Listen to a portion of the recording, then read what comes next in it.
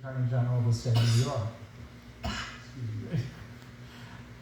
Feel free, Don. Well, and I think as Walter was talking, one of the things that came to mind for me was this quote from Corey Lewandowski's email, where he's asking, can this sticky situation the president has found himself The in? New York Attorney General sent letters to the IRS and the FEC. You want to talk to me about that, Walter?